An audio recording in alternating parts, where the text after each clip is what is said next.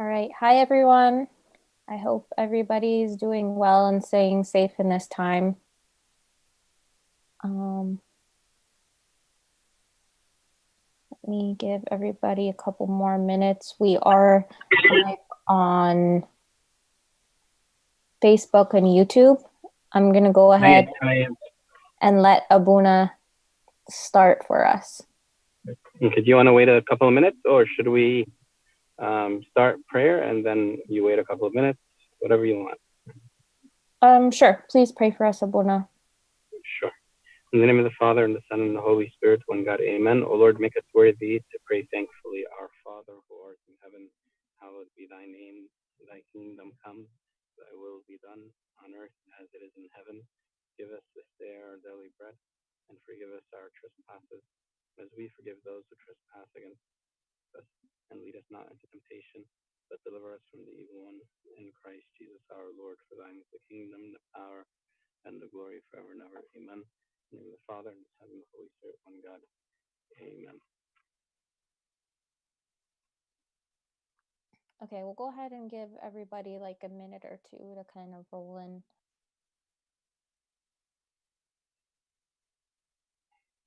Great.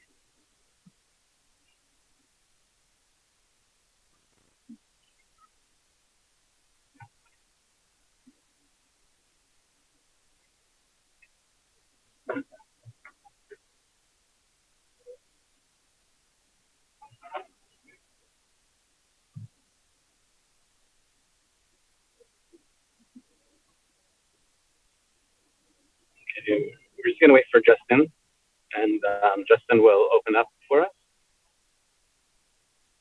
Okay, that sounds good.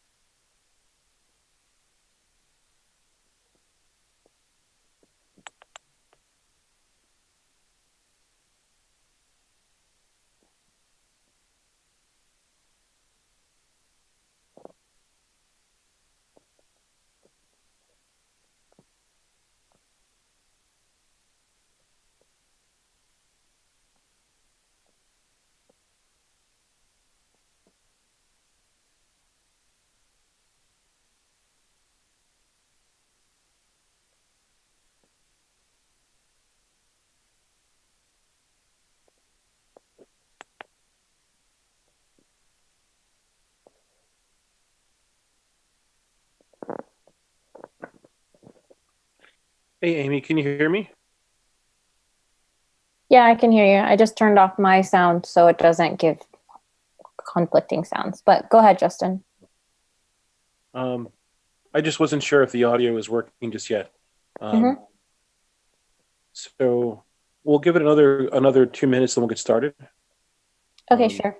Just to kind of catch you up, Abuna and everybody's here, and Abuna already prayed with us, so we're ready to go whenever you get us rolling. okay, in which case we'll go ahead and get started. Um, so I guess thank you everyone uh, for joining us. I know the circumstances are a little bit trying. Hopefully everyone is safe and having some level of normalcy in their daily life. Um, Thank you for joining us last minute for this continuation of our Lent lecture series. About a week and almost 2 weeks ago, we had Basho Yaub kick us off with an introduction and some proofs for the existence of God. This week, Amy is going to be leading us in talking about, the next thing, the next hurdle you have to overcome from an apologetic standpoint. Once you get to the position of that God does exist, is that God is the creator of the universe. So that's gonna be important as we continue to build on our series. So without further ado, thank you, Amy, so much for joining us and for all your hard work and preparation. And thank you to everyone who's joining us. And thank you to all those who put forth the effort to help us um, leverage technology in a way to be able to have this actual still continue with this Lent lecture series. So without further ado, thank you very much, Amy. Looking forward to hearing uh, the results of all your hard work and preparation. Thanks, Justin. I just wanted to give Justin a quick shout out as well. Obviously, he's kind of the mastermind behind this series, and Bishoy Yaub got us rolling really well, like almost 10 days ago. So we're going to kind of leave off where he left, or start off where he left off, which is the Kamal cosmological argument. And this was a premise that had two kind of things that we need to kind of focus on, because this is kind of going to be the focus for the continuation of my talk, which is whatever begins to exist has a cause. The universe began to exist, therefore the universe has a cause. So we're going to go into a little bit of depth about that cause. And right off the bat, we're going to be talking a little bit about the Big Bang. And I apologize in advance, guys. There's going to be a lot of technical, scientific things with this talk, but it's to kind of give you guys a little bit of context about kind of how these things fit in with the modern age thinking and modern age scientific beliefs about why things are the way they are and how we kind of got here. Okay, so one of the biggest discoveries in recent times has been like the Big Bang, which, yes, the show is hilarious, and I do love the show, but it kind of, the intro song to that show gives kind of a hilarious summary of where we are in terms of what we believe, how we came into being, how like humanity developed. So yes, we're going to be talking about this guy. This is Darwin, for those of you guys who don't know, who don't have the science background. So today I'm going to argue that science that we have held at such a high pedestal for the last 200 years since this guy is as much a belief system as religion itself. Even as we trust science to get us through this challenging time at hand, I firmly believe God's presence and guidance will cut through the time sharper than the highest resolution laser microscopic lasers. So a little bit of background about me. I did my undergraduate studies at the University of Washington in Seattle, and I was a biology major. So a lot of my classmates, a lot of my professors, a lot of the people that I interacted with were actual atheists, that they believed in natural selection. They believed that we didn't have a purpose. that humanity came into existence by random chance and by no creator. So since I've been here in New York, I've kind of been blessed by the guidance of people like Justin and other servants, and of course, Abuna Gregory. So I'm going to present a little bit about the evidence for creationism and intelligent design. And the basis for what I'm going to be talking about is going to be centered on a very famous recent apologetist named Lee Strobel.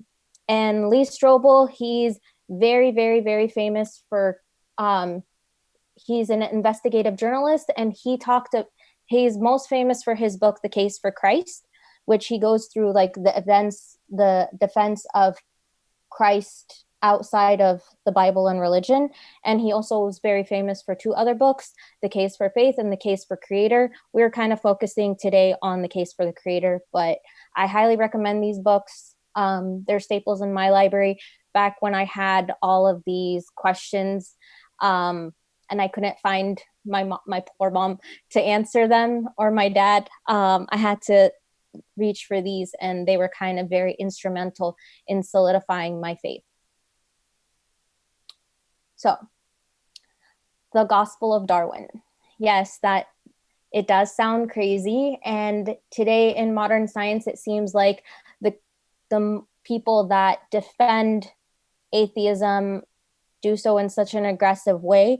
And how we got here is in 1859, Darwin published his Evidence for Natural Selection, and he had a theological background, actually. He studied religion, but he didn't want to go into religion, and so he ended up studying biology and the origin of species, which he ended up publishing in 1859. And he knew that in publishing this, it was going to create a huge discourse and a huge controversy about do we need God? And it's very interesting to note that Darwin, he was actually had, I don't want to say troubled fully, but he had a very interesting history in terms of like when he was about 12 years old, his mom died, and he had kind of internal conflicts for really not wanting to believe God that were not fully centered on unbiased science.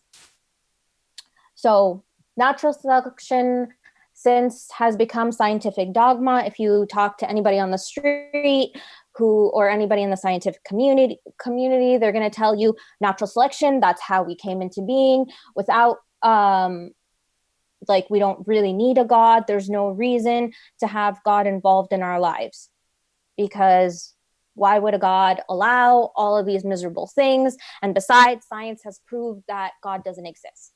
Well, this actually isn't fully the case, and we're going to go into a little bit more of those details. So with a rational, naturalistic mechanism at the center for how humanity came into existence, in today's thinking has been focused on removing God from our lives. And the moral and social implications of that are going to be discussed in the coming weeks with Mariam Zacher and Michael Fakhri. But just kind of keep this idea in the back of the mind that if science has removed the need for God, then that's going to have a lot of implications on our self-view as well as our view of the world.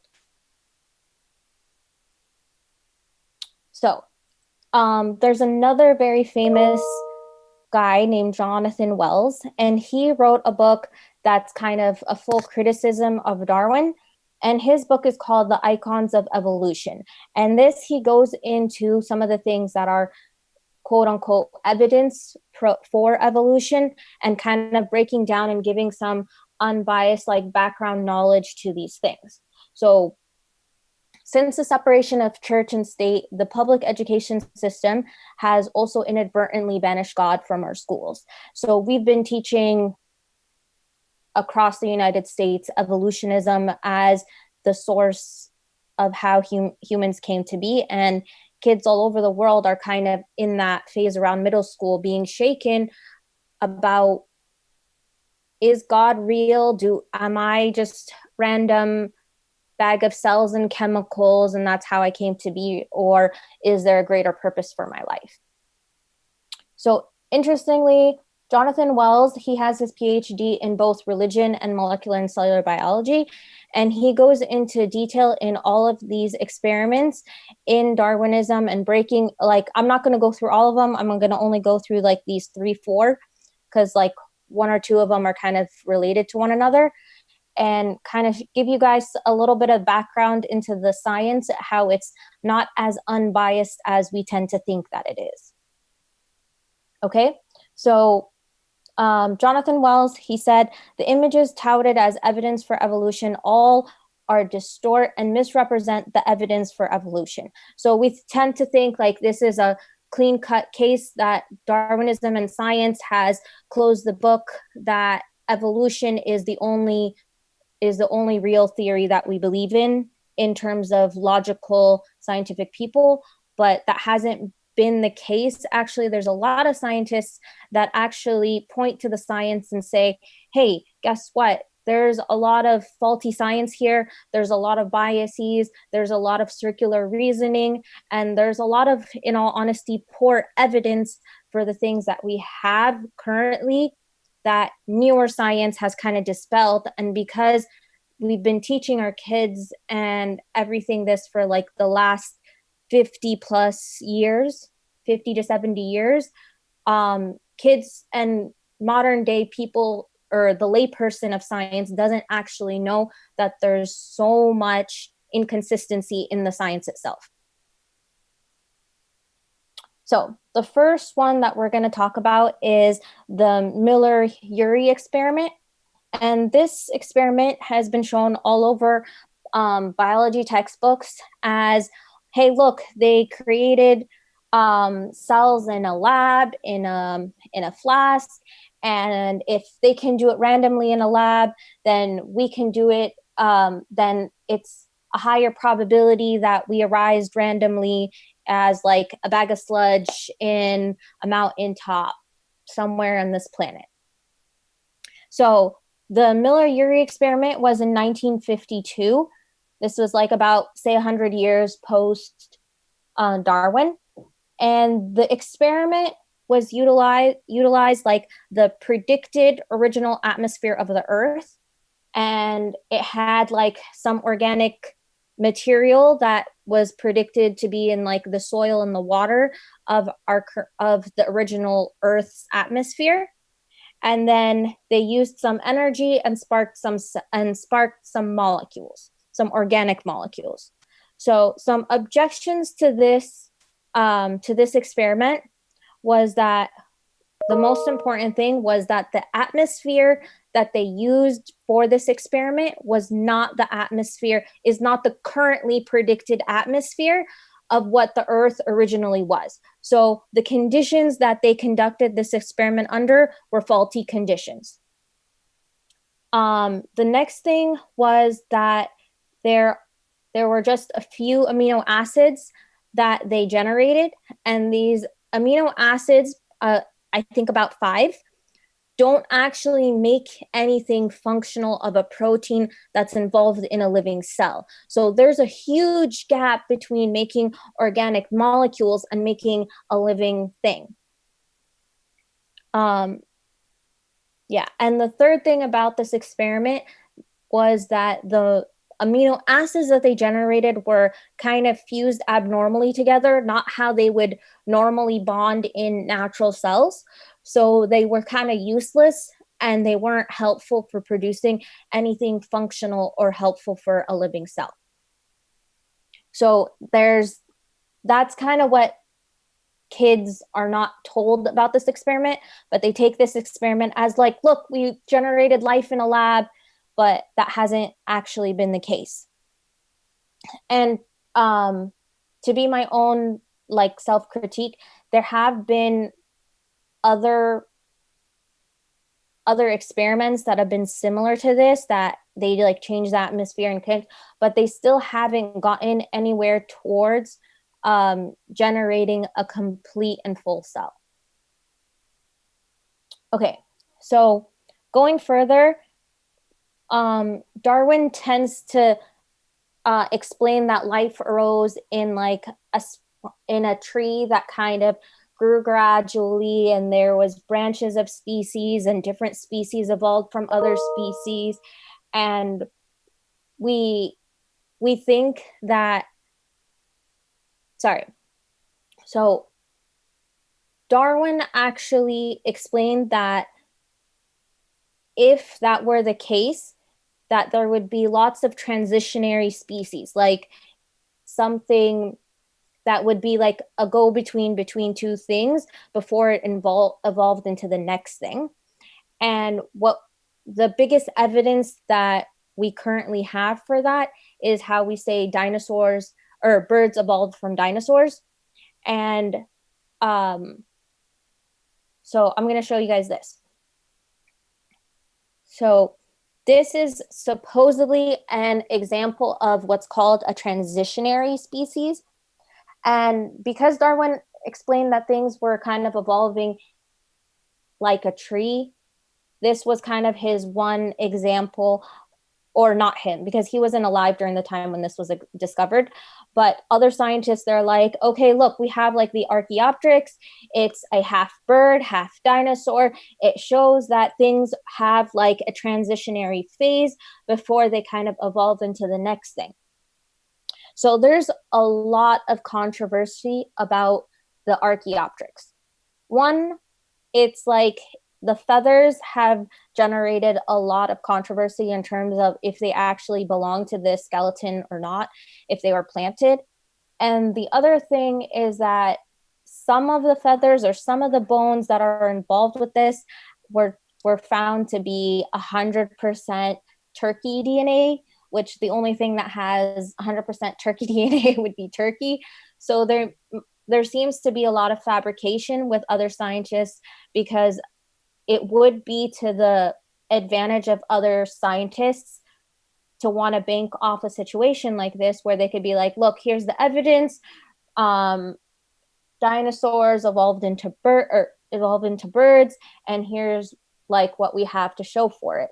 But I mean, like, this is one example, and it seems to be like a very fabricated example. And they have since found other types of Archaeopteryx, but not to the same completeness as the original skeleton that they found. So going back to the fossil record, what we aren't often told is there are actually a lot of gaps in the fossil record, not just in terms of the Archaeopteryx, but also in terms of our own archaeology of supposedly us evolving from monkeys, which they don't really tell us that. They seem to tell us it's like a closed book case, that we evolved from this, but they'll tend to have like a bone or a skull or a jaw, and they'll put them all together because they're geographically found in similar locations, even though they might not necessarily belong to one another. So continuing off the idea of species evolving in a tree-like manner, we actually don't have any evidence to show that species are evolving in that way. And actually, one of the biggest critiques of evolution currently is that species are erupting into existence, shown by like the Cambrian explosion. So about this clearly obviously does not look like a tree. So it tends to look kind of more like a brush or a lawn of just things just kind of erupted into existence.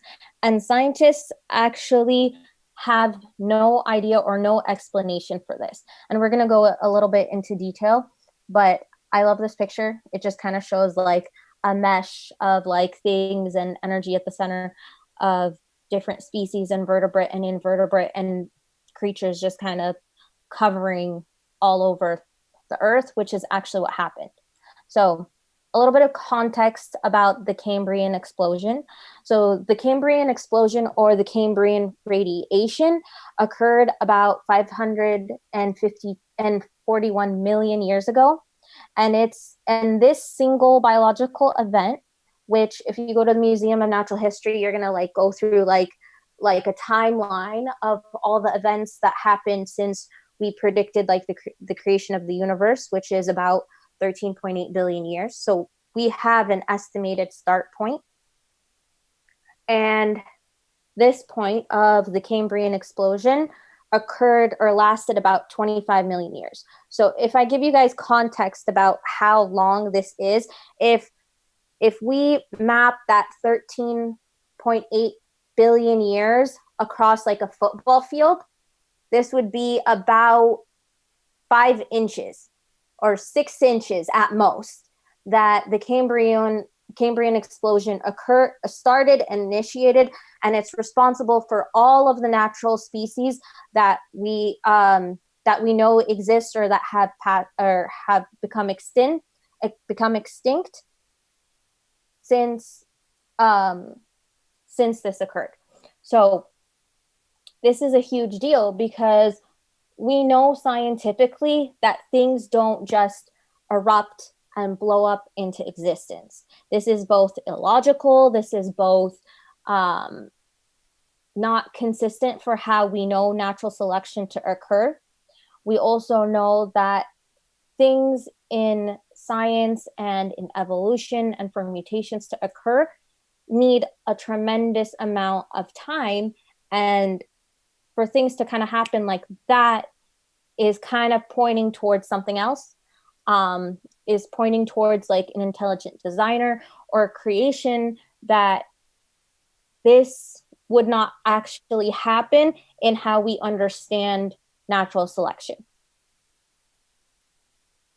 So moving on, a third kind of thing that Darwinists tend to point at is homology. And homology is like different bones in different types of species of vertebrate tend to have similar function and similar placement. And evolutionists tend to say like, hey, look, like these things are all similar. These things are all occurring in a similar manner. So we must have a common ancestor. And the problem with this is it doesn't necessarily show that they're related, because scientists also kind of show us a lot of the time that sometimes things look the same, but they aren't the same or they aren't related. And so this is not actually evidence for evolution. And some people can even actually use it as evidence for creation. They can say, oh, hey, like if I was a architect and I wanted to design a bone, well, I might use similar structures and similar blueprints to create a bone in different things. And I personally think, like my personal belief on this is that God kind of allowed similarity of things in the world around us so that we can properly study ourselves, and we can properly kind of understand the world around us. Okay, so I'm gonna move on from biology and I'm gonna kind of point to a couple of other sciences, and then we're gonna come full circle back to some biology stuff. And if I lose you guys, let me know where I lost you guys, and I'll try to kind of go back to those points at the end and kind of help fill in the gaps for you guys. Amy, do you mind if I ask a question? Oh, go ahead. So, just this is kind of like a question of clarification. Mm-hmm. So, the purpose of going through the biology aspect right now, from a creation standpoint. So, if the evidence doesn't point to evolution as being, I guess instead of asking as a question, I'll just make a statement because it's easier that way. Mm-hmm. So, the reason it's important that the reason that Amy's going through all this is that a lot of the evolutionary scientists, like the arguments that they'll make, is that if we can prove that evolution exists, then we can prove that God doesn't. So if we can prove that there is no creator from a biological standpoint, then we can prove that there is no God. And it can, just to Bishoy's point from before, we can justify our own decisions in our own mind to say that God doesn't exist so we can live however we want. So, like, all the stuff that Amy's sharing with us now are the proofs that kind of give us the idea that uh, the data from a scientific perspective, regardless of whether or not we prove evolution, is not going to be conclusive as to say that uh, God doesn't exist if we can prove that evolution exists. Um, and Yeah. Amy, you can jump back in and confirm Yeah, for us that's what like we're you're doing. kind of hitting it on the head. Like at this point, as evolution stands, a lot of the scientists do see that it's faulty and kind of circular. Like a lot of the evidence that they'll say for something is that it's evolution. Look, boom. Like that's a naturalistic process mechanism for why this happened. And so we don't need God. So God has no involvement in this. God has no involvement in how we came into being. So there you go. There's the rational person in today's day and age does not need God.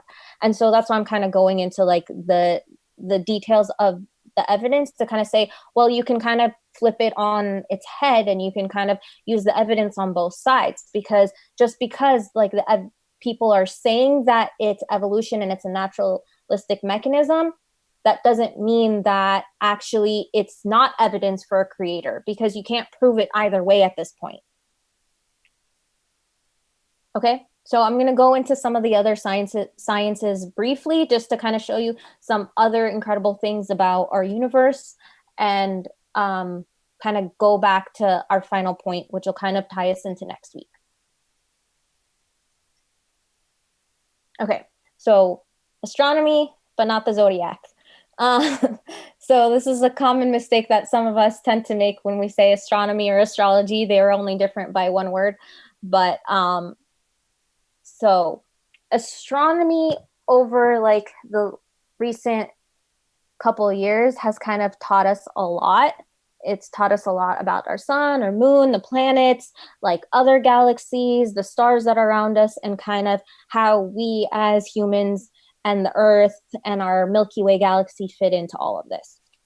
So some people have recently said, well, there's other galaxies, there's other stars that are similar to our sun.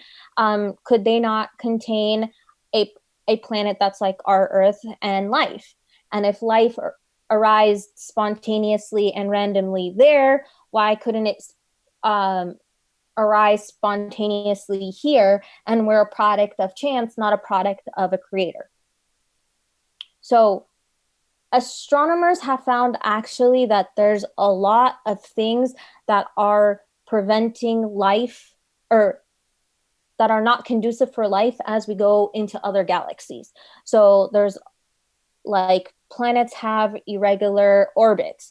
The suns are not, or the stars are not the right temperature. They're not the right size. They're not like producing in the right colors for anything to produce like something, a mechanism for photosynthesis.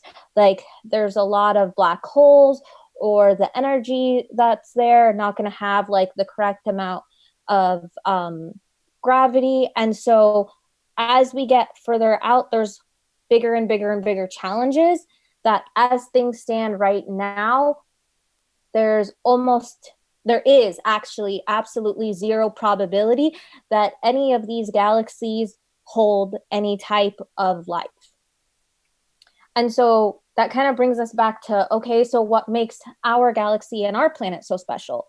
So like I said, our sun is the exact right age to produce the exact right energy and the exact right size and color spectrum so that it is conducive for photosynthesis, which is kind of a cornerstone, like we learned in high school biology, that's the cornerstone for the rest of life. That's how we get the energy from the sun to turn it into energy for us and plants and everything. And it's kind of like how we're all kind of connected. So that, as well as like our Earth like there's a lot of incredible features about our Earth and how it contains our oxygen and the currents of energy and radiation underneath like the tectonic plates that keep our ozone layer in, as well as our moon.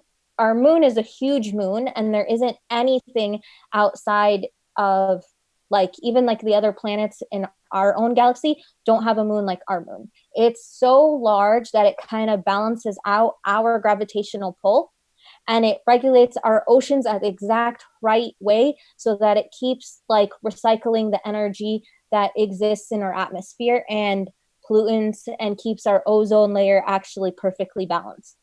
So these are all incredible like things that indicate that the universe is perfectly balanced to sustain our life. And that's besides like if we look at the other galaxies in our planet, they're so large, like Saturn and Jupiter, they're so large that they pull in asteroids and comets that kind of act as a shield and protect our Earth, because like these things don't end up getting into our atmosphere or circulation and end up disrupting us. So our Earth is actually incredibly, incredibly unique in the universe as we know it right now. So that's just a cool picture of the universe right now. Okay, so we talked a little bit of some of like the physics and a lot of physicists, they're a huge group of physicists, particularly Stephen Hawking, who are adamant atheists. And interestingly enough, like there are other scientists or physicists specifically that comment on how precisely the physical laws balance us. Like something like the cosmological constant that keeps matter together and our gravity. These elements are so finely tuned that they're like 0.0 to like trillions of zeros after them. If they were off by just that, even like unimaginable small minuscule differences would disrupt energy and matter completely, like so that we couldn't exist. And one of the most interesting physicists of our current time is Stephen Hawking. And Stephen Hawking, he's obviously a theoretical physicist and an atheist. And when asked directly about if he was if he believed in God or not, he adamantly said no. And interestingly, he has designed his theory of relativity in such a way that, yes, it mathematically works, but he uses his theory of relativity is centered on imaginary numbers and like in a way so that the universe using imaginary numbers does not have a start point. So he's kind of self-contradicting himself and in the Big Bang theory to make his theory work, which in relative physics, like that's an acceptable way to do the math, but it kind of self-denies the fact that the universe has a start point and kind of prevents him from looking at God and like he prevents himself from seeing that there is a way and a start to how things are currently. So sorry, the relative physics is not my department, but it's very interesting for those that are interested in it. Okay, so we're going to continue and we're going to come back to one of my favorite things, which is biology and the biochemistry. So since DNA and genetics are kind of like the material of natural selection and how they think that natural selection is going into, we're going to talk a little bit about the DNA. I'm not going to go into the depths of it, but the idea is that the DNA is the code for life, and DNA or RNA, depending on what you believe is the start point, is like the intelligible material that generates proteins that conduct all functions in cells. So at the current mutation rate, for your cells to divide and create these things, your cells are designed in a way so that they don't make mutations. So when they do, that's the first thing, is that's weird. But when they do, most of the time, science has showed us, medicine has showed us that it creates problems, not increase in function. You can't break something and gain a new function. But that's supposedly how natural selection works. And also, if in genetics, the mutation rate for those mutations to be useful and to be translated into permanent next generations, it actually takes 1 in 10 billion divisions for us to get a useful division or a useful mutation. And then for that mutation to exist into next generations and be useful and persist, it takes 20,000 generations or 400,000 years. So humanity didn't even exist for that long, supposedly on their time frame. So this is a very, very, very poor mechanism for explaining how we gained a lot of functions. Most importantly, how our brain expanded in such a way for us to kind of be talking about this, which is kind of where we're going at. So there is a concept of called irreducible complexity, that you can't break something and become more complex, which is what I just kind of talked about things breaking and not gaining function. Things break and we have disease. And that's what we've seen in like the natural world.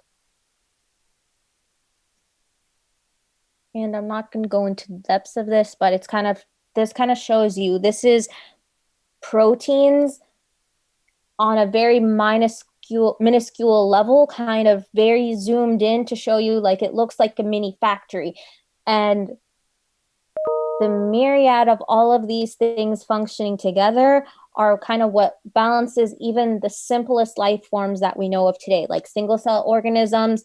They have a tremendous amount of proteins and tremendous amount of DNA and things and membranes to kind of keep them all together and regulate them in such a way so that they balance life. But it doesn't seem consistent or logical to think that we're going to break something and get something new or something better. Okay, so insert your intelligence here. So I think some of you guys are familiar with what's called the watchmakers hypothesis, which is consistently our theory that, or the premise that you can't get something from nothing. And the watchmaker's hypothesis is that if you find a watch, you don't think, oh, what an incredible random like probability and function for this watch to be balanced and found mechanically working with all of its gears working. You think, oh, there was a watchmaker who made this watch. And that's kind of what we're kind of hinting at, is that things are so incredibly complex to balance life that it doesn't make sense, or even logically, even psychologically, even scientifically, to assume that there isn't some kind of intelligent being behind a lot of the things that we take for granted. So I put a picture of our brain because the brain is kind of where we're going to end at with this talk. And the neurons and the functions of the brain have been mapped out over these last couple of years. Like, you talk to the most famous neurologists, they're going to tell you how incredibly complex the wiring of the neurology and all of these things that come together that help us to think and move and breathe and animate our lives. And we think the brain is a huge, huge, huge component of this, at the center of this.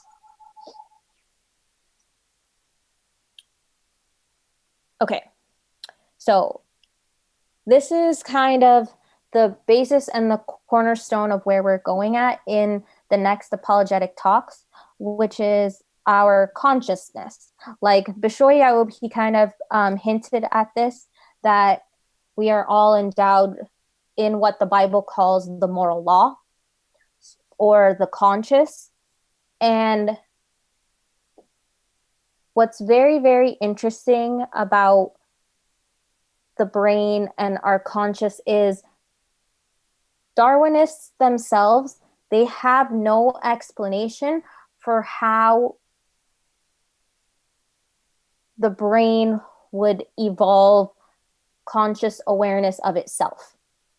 It doesn't seem to have any evolutionary function, or not function. I don't want to say function because it obviously has tremendous amount of function. If we can think so much higher than all of the other animals and creatures around us, then obviously there is an advantage to this. But how, there is absolutely like zero mechanism for this, particularly since it's well documented and well collaborated that the location for your conscience in your brain cannot be pinpointed by any neurologist. Like we weren't going to get through this without at least one medical example. So I'm going to go through this medical example, which is pretty cool, which is my favorite.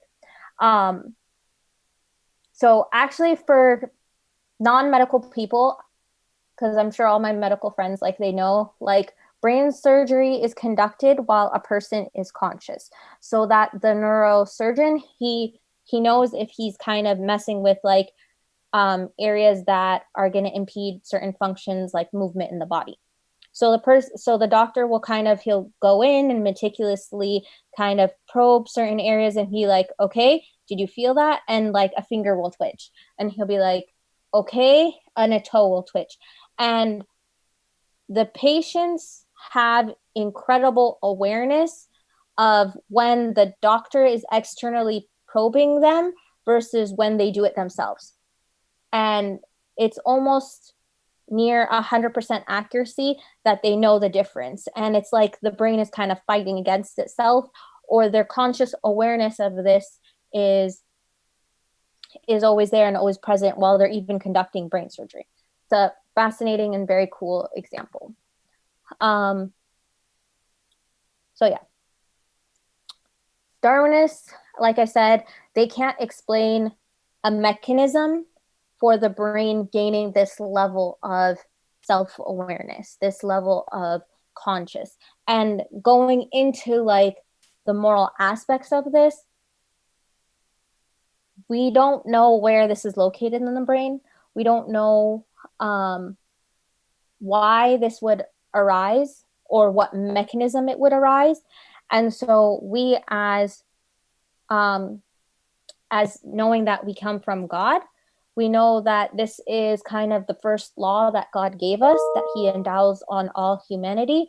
That's called the moral or the conscious law.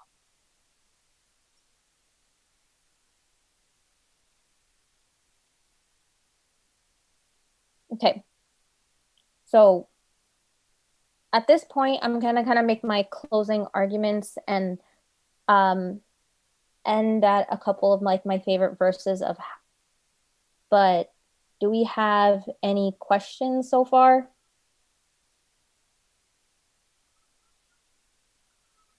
Okay, so I'm just gonna continue, but keep your questions in the back of your mind. So atheism begs us to conclude that we are nothing, made for nothing, and will return to nothing. And that's kind of, I've heard this quote by a lot of scientists. I've heard this quote by a lot of doctors. I've heard this laymen, like lay people say this. And science has actually kind of shown us the opposite. It shows us models of intelligence in life are very complex. They cannot be reproduced from non-living entities. They've shown that the advancement and is that like the elements that balance life are incredibly complex. And the physical properties that balance us, they're so precise that even scientists are like kind of confounded by a lot of these things about like where they came from and how they came to be. So the cool thing about this is that, you know, when people tell you, well, you're not a very smart person if you believe in God, well, you can kind of shake your head and be like, well, guess what? Like, your science isn't all that like flawless in its logic either. Your science has a lot of circular reasoning, and not all of it can be proved. So um, natural selection, Darwinism, evolution, these things are as much a belief system with how many gaps they are as your religion in God and your faith in God.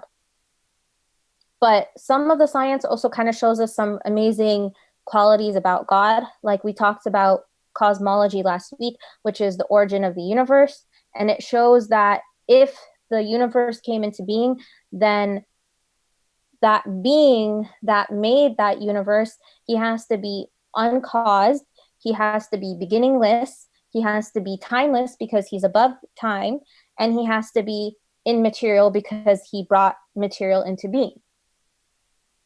And we see that he's also a personal being, and he also has free will to make creation and have tremendous amount of power to make the universe and the elements of energy and all these things that he created.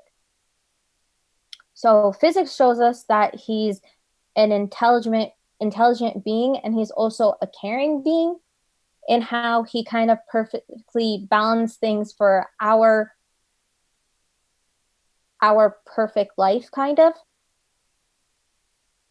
And the biochemistry and the biology, it kind of showed us that there's a lot of creativity and there's a lot of intelligence behind everything that God does.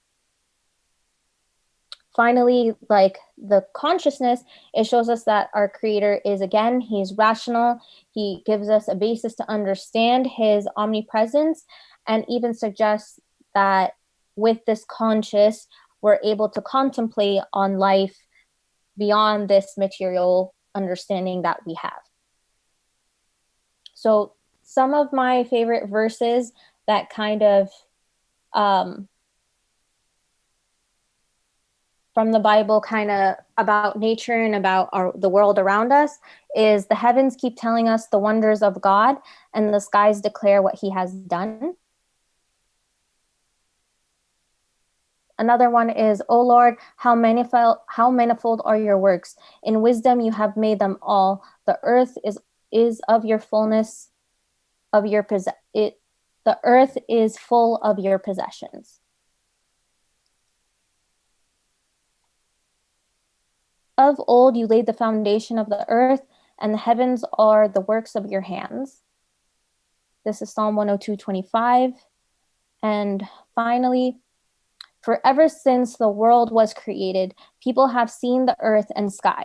Through everything God made, they can clearly see his invisible qualities, his eternal power, and divine nature.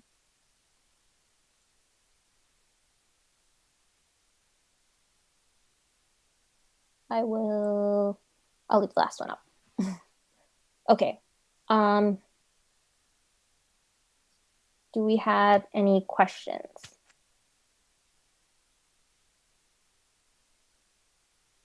So not a question, Justin again here. Okay. But just sharing a comment.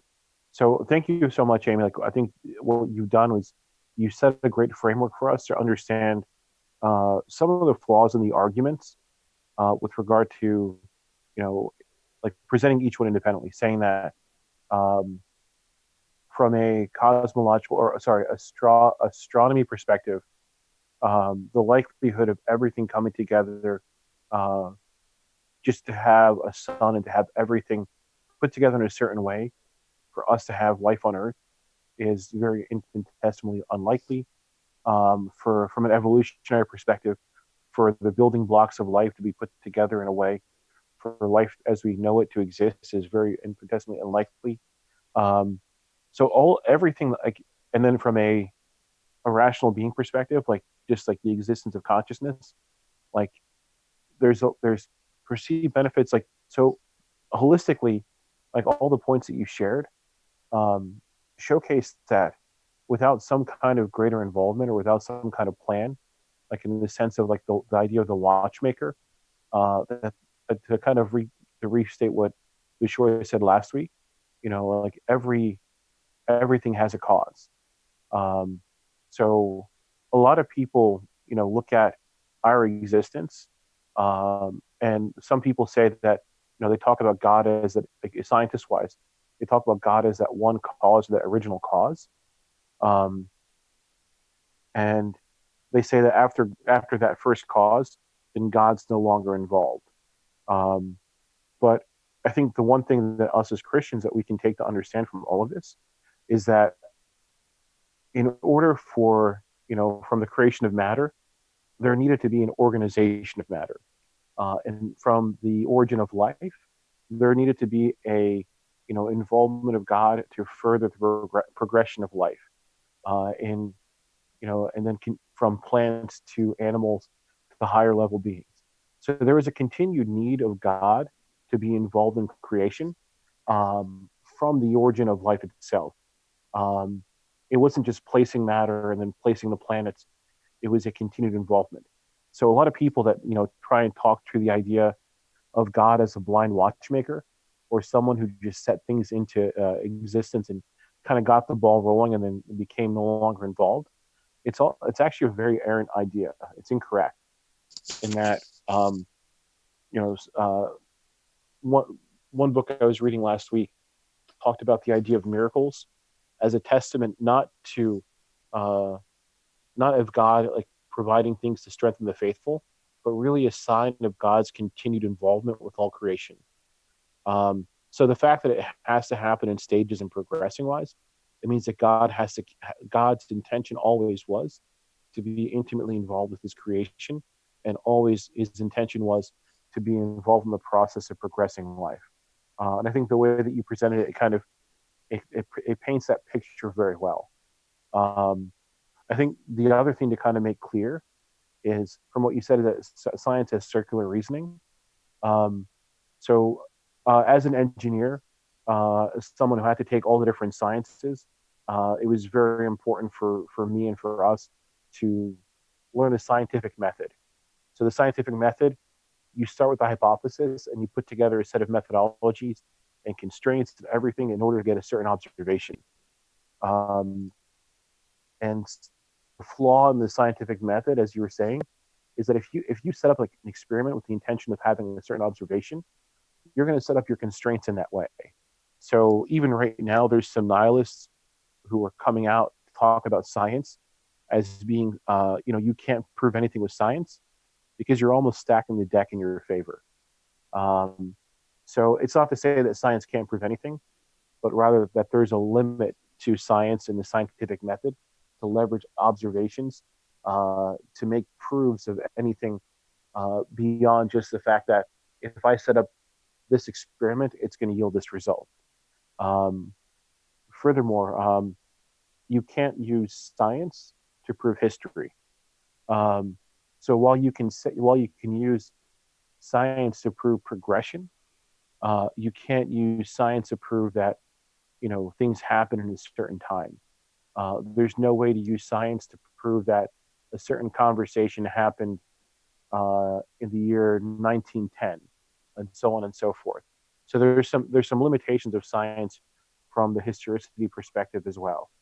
Um, the intention of all this is not to create doubt on science, but really to establish our understanding that um, there is a need in all of this for uh, the God who we talked about last week as the cause for existence to be involved in creation in order for us to have the life that we have, the mind that we have, and everything, and so on and so forth. Um, so someone once told me that like we're never going to have the story of all the details of creation as written in Scripture, because the Scriptures are not the intention of Scripture is not to have a story of creation and a story of all the details that God put into practice for how He made the earth, but rather to create the story of salvation.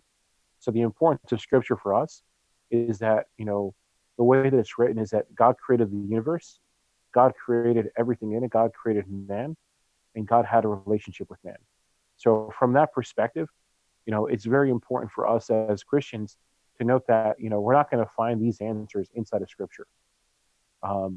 There is some limitation from an apologetic standpoint and from a scientific standpoint, in that, especially with evolution and the progression of life, we're almost both stuck in the same boat. Mm-hmm. The absence of proof is not the proof of absence. So, the absence of proof for God is not the proof of the absence of God, and the absence of proof for evolution is not proof for the absence of evolution. So it's the kind of thing where, we're kind of stuck in a you take it on faith, I take it on faith perspective, because regardless of all of the examples, there's a lack of things that are observable through the scientific method that will ever be able to prove one thing or another. So the biggest thing here is that, from, like, I think one of the last points you made was the idea of the watchmaker. Like, the full analogy is, if you're walking out in the field and you stumble on a stone, you assume that stone would just happen to be there by chance. And if you're walking out in the field and you stumble on a watch, then you assume that someone dropped that watch, or that watch was made by a watchmaker. So us, as intelligent beings, we're not going to assume that something that's much more complicated and involved in its inner workings than a watch was randomly placed here. So for us, we take that on faith, that there was a purpose for our existence, and that purpose for our existence was to have a relationship with the one who created us. But that's us on faith. So, and then for those who don't want to believe that, they have their own faith in whatever, in the randomness of everything. I think that the idea of saying 1 in 500 billion trillion trillion trillion trillion trillion trillions, there's always that one person that's been successful on their first try.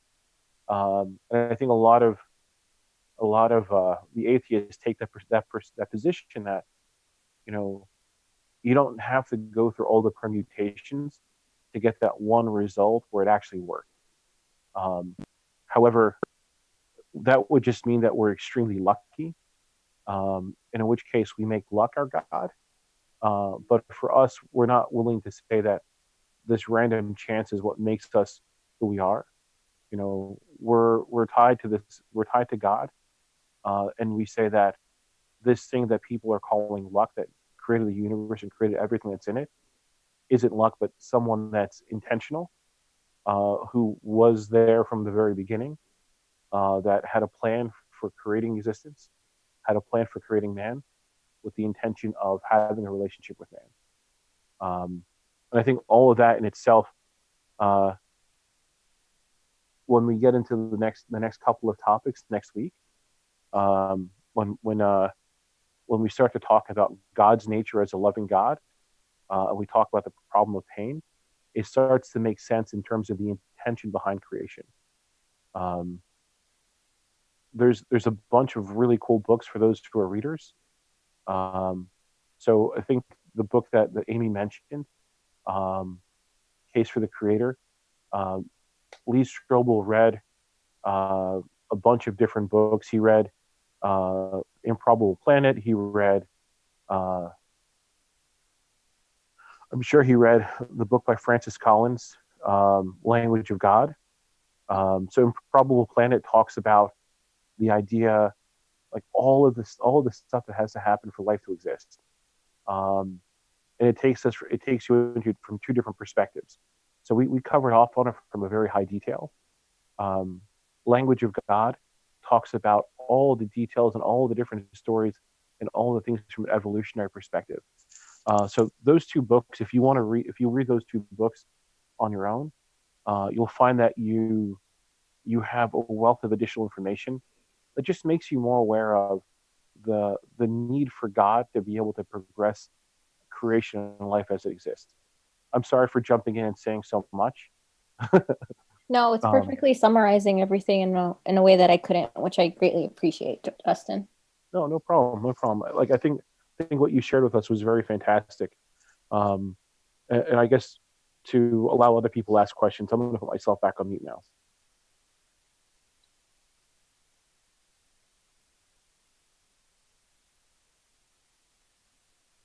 So I have a question. Go ahead, Abuna. So when we were talking about, or when you were talking about the planets and how, the temperature of the sun is exactly what the Earth needs, the size of the moon, we have the biggest moon out there. I guess it's a satellite, right? And also, how that affects our gravitational pull. It's enough, or it's appropriate for our own living conditions. How what would you say to someone who says, well, it's because of the sun having the perfect temperature and because of the moon being its size with its gravitational pull causes, you know, that's why the Earth is or exists, because of that.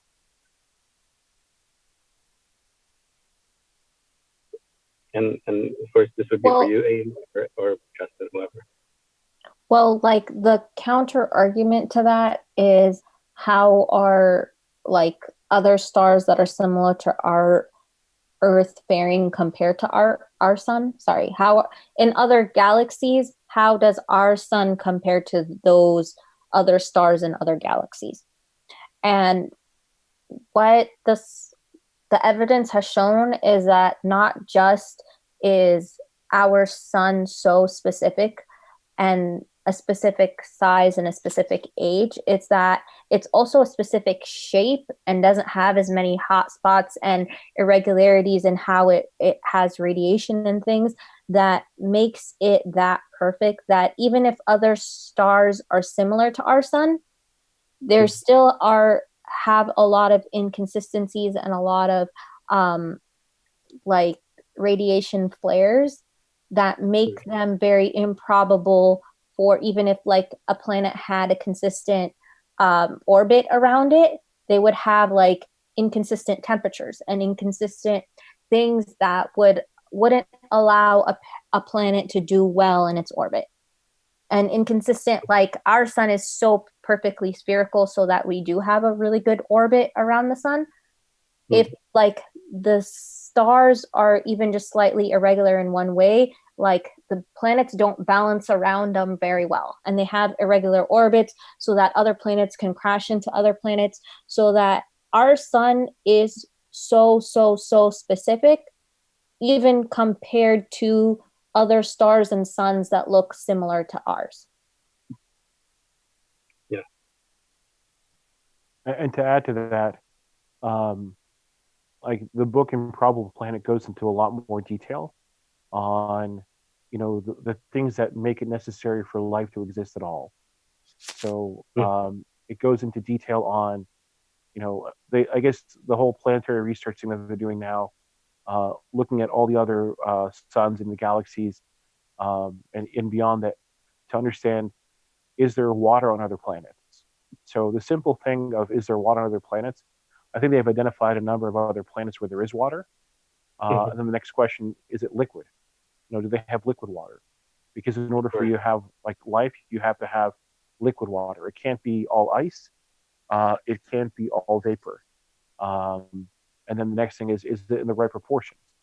And this is the detail I was sharing with Amy earlier in the week, that the one thing that's incredibly unique to Earth, compared to all these other planets that they're able to, I don't know how they're able to survey it, but the one thing that they did say, based on actually Earth itself, the one thing that enables Earth to have the right proportion of liquid water to water vapor, is the amount of aluminum on Earth. And that the decay rate of aluminum actually permits that, you have the right balance of water in the atmosphere versus water on Earth. So, in other words, to kind of bring it back to Genesis, water in the firmament versus water in the earth. So all of these different things, create this scenario where the likelihood of life existing at all is infinitesimally small, and the fact that it does is a miracle in itself. So I think like the bigger take of the book Improbable Planet is that life shouldn't exist. There's no reason for life to exist the way that we know it. And the fact that all of the details exist that Amy mentioned in terms of the location and distance of the Earth from the sun, the size of the sun, the type of light that it's putting out, the heat radiation, the fact that we have an ozone that's preventing different types of radiation that will completely cook us alive, the fact that we have a moon that helps control the tides, the fact that we have the right gravitational spin and gravitational size so that we're not crushed or we're not anything else. Like all these different elements are just mind-bogglingly infinitesimal. To have that in a planet where there's life, where there's liquid water and water vapor, it's just so unlikely. But again, it's like the reason I'm not saying that the unlikeliness of it is proof of God's existence, because there's always that one person from a logic perspective who's going to say that, the chances of me winning the lottery are 1 in 100 million. I only played it once and I won. Therefore, I don't have to buy 100 million lottery tickets in order for me to win. So the existence of life, it almost negates the probability question. For a lot of atheists who don't want to believe that there's a creator involved.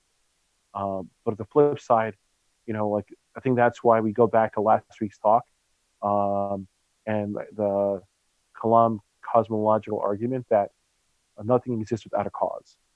If something exists, then it has a cause. Because from that perspective, it ends up saying that, yes, life exists and there was a cause for life.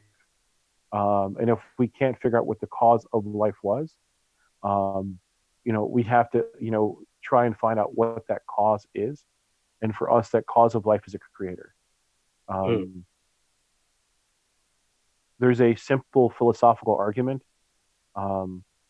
It's called Occam's razor. But the Occam's razor works two ways in this case. Occam's razor, the principle of it is given two explanations for something, the simpler explanation is always true. So if we say that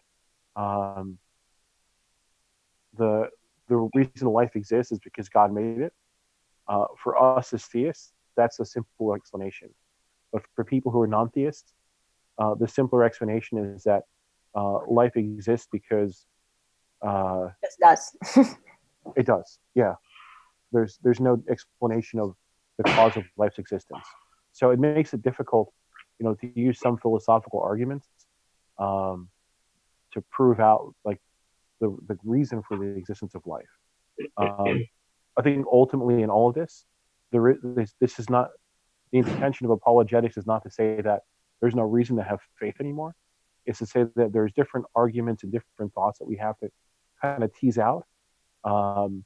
Because unless we know this information, we'll have superficial faith that'll be very easily shaken. Like in the video that Bishoy shared with us last week, and people will toy with us and toy with our faith. So our intention is to help us understand that, there are reasons for what we believe, and us as Christians, it's our duty, and we have to do our due diligence. A lot of do words to be able to help us to understand why we have the faith that we have. And for us, Sabuna, I think the biggest thing is the fact that we do exist from a faith perspective is a testament to God's desire to be involved with his creation. Because in order for it to exist from a theist perspective, it needed to be intentional. Otherwise, it wouldn't have. Okay. Thank you.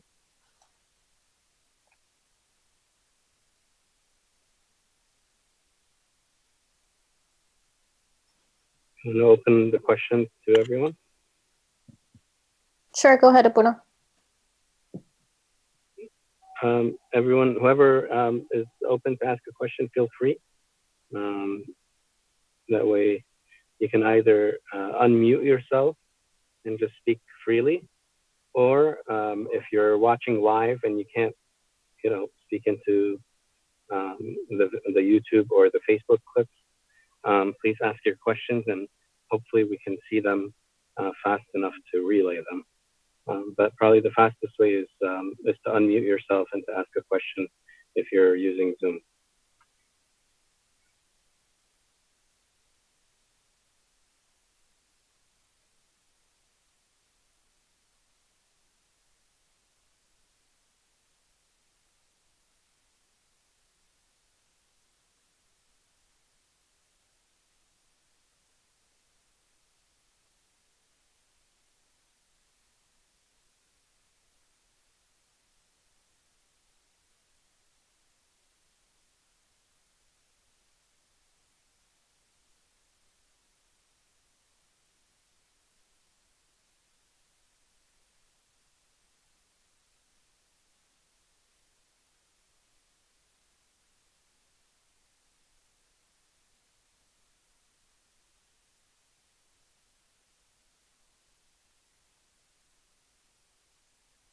Is anyone on Facebook that is on Zoom to help us read the comments? If there are any comments or questions?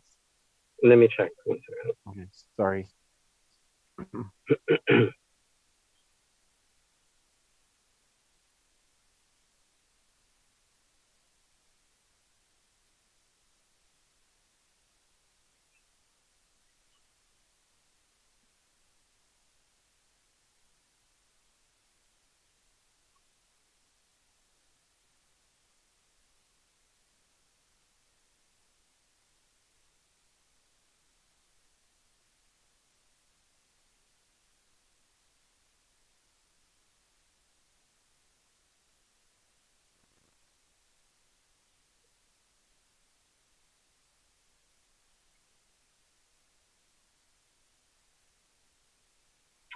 Just one comment. We love you, Amy and Justin.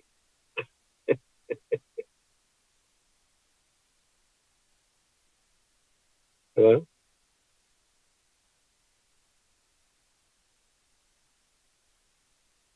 I guess the love is mutual, everyone. Okay. All right, so I think we're good. I guess we have a lot of shy people on. Thank you, Amy, so much. This was very informative. I love the fact that you did not use any biblical references. And actually, the only time you used the Bible was in proving your point, but of saying, if you want to see God, just look at His creation and such. Very beautiful, very wonderfully made. I can't wait for our next lecture series or lecture. Justin, as soon as I'm done, you could just mention really quickly what is scheduled for next Wednesday, 8 o'clock as well. I'm going to really quickly just mention that tomorrow we will have another virtual live video for the liturgy. I will be praying tomorrow with 2 deacons as well. And this will be at 1 p.m. tomorrow.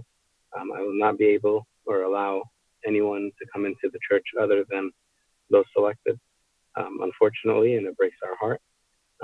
But we are doing it for our care and love for everyone. Saturday, also at 1 p.m., I'm going to pray the unction of the sick, another wonderful and beautiful sacrament of our church. And that one also will be with 2 deacons who will serve. And we're blessed to have so many wonderful deacons volunteering in this aspect of their time and also of their health, to risk themselves to come to church. And also, Sunday will be as scheduled, also with 2 deacons, until further notice. Either we're back to normal, or we may not be even able to be allowed to even leave our homes at some point, God forbid. But we're going to take it day by day. I encourage you all to enjoy this Lenten season. I think we definitely are indoors for a reason and for a purpose. I think for sure, when Christ on the Sermon on the Mount said, go to your Father, go to your secret place and pray to your Father in heaven. I believe we're experiencing that now more than ever. And it's a beautiful time for us to, again, commune with God in a way that we're not really used to, simply because of the hustling and the bustling and the work and everything that we go through on a day-to-day basis. But now we are at a place where we actually have no excuse not to speak to him, not to call out to him, and not to hear him, because pretty much everything around us, to some extent, has come to a halt. And so it's a beautiful thing to see that we can be talking to him and communing with him at this time in this manner. God bless you all. Justin, if you can just brief about next Wednesday, that would be great. God bless you, Amy. Thank you so much. And God bless everyone that participated in this live stream, whether on YouTube or on Facebook or on Zoom. Awesome. Thank you, Buna. And again, thank you, Amy, for all of your prep and hard work. So as we're going through this series, we're building in progression. So the first week was to give us an introduction and just a high-level proof of the existence of God. The second week, which Amy took us through, was to focus on the fact that God is the creator of everything in the universe, and namely the creator of us within it. And next week we're going to be touching on something that's probably a little bit more relevant to everyone's thoughts and minds right now.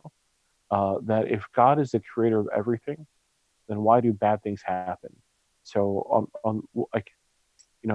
it's the idea of good and evil, but from a God perspective. Why does God allow bad things to happen? And if God is intrinsically good, what's the origin of evil? So Michael Fakhri is going to take us through that next week. The following week, we're going to talk about, from a human perspective, what's our need for God. And then the final week, which will be the week before Holy Week, will be a talk led by Ephraim Dawood, who's going to take us through the power of the cross, and really in the perspective of St. Athanasius, and the need for the cross. So that should take us through the end of the series. If you have questions that you weren't able to ask tonight, if you're listening and watching the live stream later, please message us so that we can be able to see your questions and address it hopefully next week, or in the following weeks to come. Again, we're looking forward to being able to see all of you again in person once we're able to resume our regular churchly gatherings. And I hope that you're all staying safe and following the orders that we have to limit our social interactions, so that we can all make sure that we can all make it to the Holy 50 together and be able to feast with one another in person.